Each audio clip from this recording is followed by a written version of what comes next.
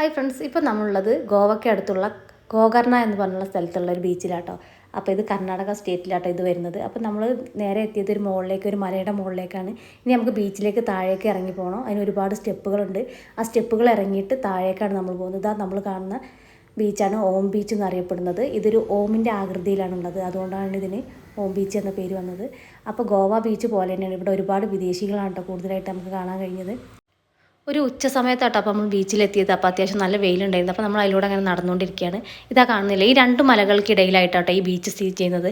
അതുകൊണ്ട് തന്നെ കടലിൽ നല്ല ശാന്തതയാണുള്ളത്. അതായത് തിരകളൊക്കെ കുറച്ച് കുറവായിരുന്നു. അതുകൊണ്ട് നമുക്ക് കുളിക്കാനും കളിക്കാനൊക്കെ പറ്റിയൊരു സ്ഥലം തന്നെയായിരുന്നു അത്. അങ്ങനെ ഞങ്ങളും ഡ്രസ്സൊക്കെ ചേഞ്ച് ചെയ്ത് കടലിൽ ഇറങ്ങുക കേട്ടോ. കുളിക്കാൻ തയ്യാറായിട്ട് നമ്മളും ഇറങ്ങുകയാണ്. അപ്പോൾ തിരകളൊക്കെ കണ്ടില്ല, വളരെ ശാന്തതയാണ് കേട്ടോ വരുന്നത്. പിന്നെ ഇതുകൊണ്ട് ഈ ബോട്ട് സർവീസ് അവിടെ നടത്തുന്നുണ്ട്. ഒരാൾക്ക് 200 രൂപയാട്ടോ അവർ പറഞ്ഞത്. അതായത് ഉൾക്കടലിലേക്കൊക്കെ പോയിട്ട് വരും എന്നാണ് പറഞ്ഞത്. നമ്മൾ എത്രത്തോളം അതിന് പ്രൊട്ടക്ഷൻ ഉണ്ടെന്ന് അറിയാത്തതുകൊണ്ട് നമ്മളതിൽ കയറിയിട്ടില്ല. അങ്ങനെ എന്താ നമ്മൾ ഇങ്ങനെ വെള്ളത്തിൽ കുളിച്ചുകൊണ്ടിരിക്കട്ടെ. കുട്ടികളൊക്കെ ഭയങ്കര സന്തോഷത്തിലായിരുന്നു. വെള്ളം കണ്ടാൽ പിന്നെ കുട്ടികൾക്ക് പ്രത്യേക ഒരു ഇഷ്ടമാണല്ലോ.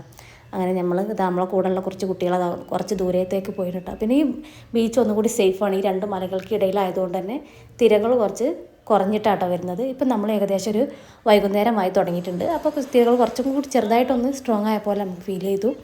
പിന്നെ അതാ നമ്മളെ കുട്ടികളെ കണ്ടില്ല, ഭയങ്കര എൻജോയ്മെൻറ്റിലാട്ടോ അവിടെ.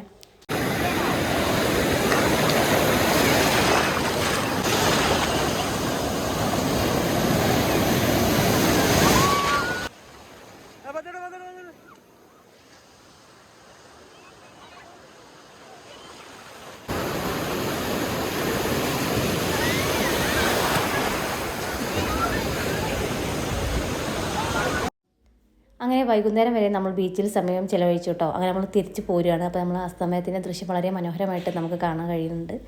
അപ്പോൾ അങ്ങനെ നമ്മുടെ ഇന്നത്തെ യാത്ര ഇവിടെ അവസാനിക്കുകയാണ്. ഇനി പുതിയൊരു വീഡിയോ ആയിട്ട് വീണ്ടും വരുന്നവരെ ബൈ.